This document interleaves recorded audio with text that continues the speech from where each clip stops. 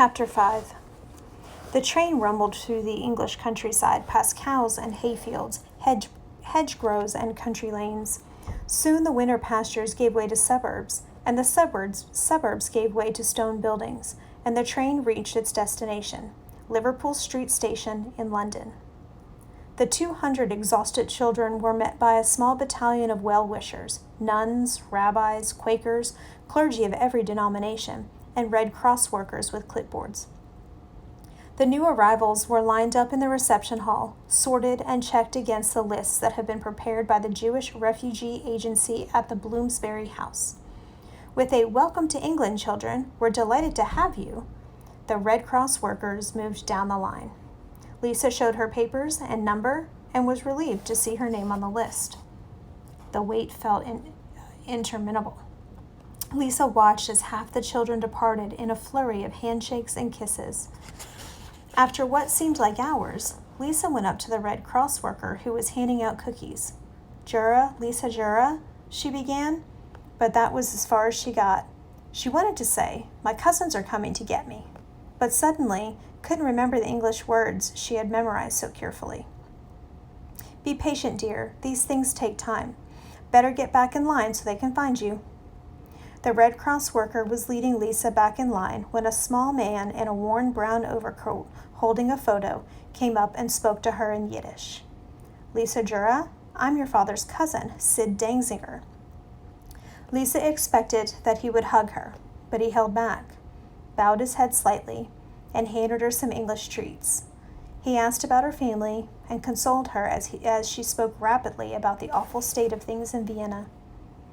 Then he cleared his throat and continued, "I'm afraid I have some bad news." He spoke so quietly she could hardly hear him above the din.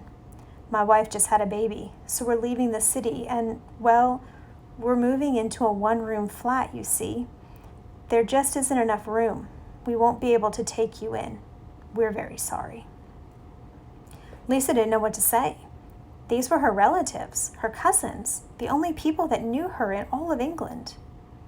When the man saw the utter terror on her face, he stammered, "Please don't worry. I personally spoke to the people at Bloomsbury to make sure a good spot is found for you, and the main thing is that you're here in England." Lisa couldn't hear all his words. Panic set in again. But what about Sonia? Her voice was frantic. She had fantasized that she could convince them to take her little sister as well. "We'll do our best to ask our friends. We're not wealthy people. I'm sorry." Lisa steeled herself against the disappointment. Mama would have wanted her to be polite. "Thank you for coming to sign for me," she managed. "It's the least I could do," Sid Dangzinger replied sadly, and turned and walked away. Lisa didn't speak during the ride from Liverpool Station to the Bloomsbury house. She was wedged in the huge coach with the dozens and dozens of unclaimed children. The Bloomsbury house that her father had spoken so much about was a massive stone building in London's West End. Getting off the bus, she saw Englishmen in a pinstripe suit and shiny bowler hats walk by, looking just like the picture she had seen in her schoolbooks. She climbed the imposing stairs and sat with the others in the hallway. Children were everywhere. The phones were ringing shrilly and people were shouting in languages she didn't understand. Names were called, and one by one, children went into an office for an interview. Women circulated with trays of sandwiches. Lisa was amused that anyone put cucumbers on bread and forget the meat, but they tasted good anyway. "Jura, Lisa Jura," a voice called, and she was waved politely into a small office. The tall and balding man behind the desk peered over his glasses and motioned for her to take a seat. "I'm Alfred Hardesty. Nice to meet you." Lisa smiled politely. "How are you feeling?" "Very well," she said in her best English pronunciation. "Glad to hear it. Bloomsbury House is an organization designed to oversee children like you whom we've helped bring to England during this difficult time. And if you're willing to do some work, you could actually earn some money in addition to receiving room and board. Does that interest you?" "Oh, yes. "Well, good. Now what skills do you have? What sorts of things can you do?" "I play the piano," Lisa said proudly. "Well now, that's lovely. I'm sure you play beautifully. But what do you do that would be more useful? Do you sew? Yes, I sew. Good, Mr. Hardesty said, and checked a little box on the form he was filling out. I have a sister in Vienna. Mr. Hardesty looked at the long line of children before him. All in good time, Miss Jura, he said with a sigh, and stood to escort the insistent young girl gently out of the room.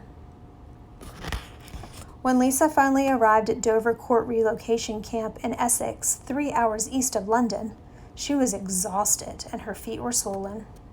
The children's holiday camp had been hastily pressed into service to shelter the hundreds of young refugees who didn't yet have homes. They slept on cots in drafty cabins. Lisa put on her sweater and coat and huddled under the single wool blanket against the damp December weather. She wanted to cry, but was too ashamed to have the other girls hear her. Everyone was asleep. She forced herself to concentrate on the Chopin prelude that she and her mother had played together, letting her fingers float through the air over the blankets. Before she could mime the last chord, she was asleep.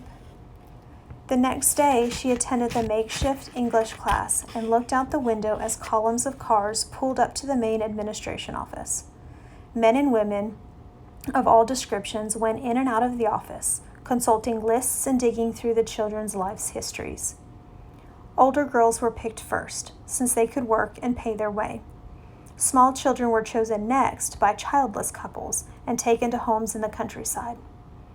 The rest waited to be sent to hostels and orphanages that were being readied by the Quakers, Jewish groups, churches, and kind souls all over England. On the third day of camp, while she was participating in a gas mask training class, a hand landed on her shoulder, and she was called to the office. Miss Jura, began a stout English lady in sensible shoes. We understand that you like to sew, which is excellent, but we'd also like to know if you get along well with younger children. I have a younger sister. I'm looking for someone to help me get her out of Vienna. Can you help? Do you know anyone that? First things first, my dear. Let's get you settled. There's a very important military officer who's turning his mansion into a civil defense headquarters, and they need some extra help. The lady of the house has a new baby. What do you think, dear?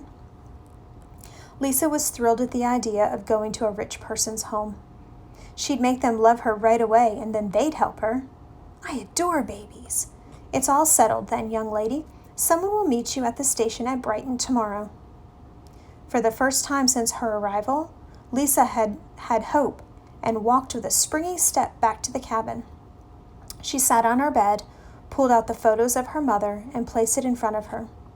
Unfolding a sheet of paper she had torn out of an English primer, she began, Dear Mama and Papa. She filled the letter with positive thoughts and English phrases she hoped would impress them. I am determined not to be thought of as an Auslander, a foreigner, as long as I'm here. I'll try my best to be a real English girl. And then she signed it. The well-meaning camp officials hadn't thought about things like stamps, so after dinner, Lisa walked through the double doors to the kitchen and approached a ruddy-faced washer, smiling sweetly. If I helped you wash the dishes, would you buy me a stamp for a letter? Of course, young lady. There's a sponge under the sink. Lisa grabbed a plate and started scrubbing.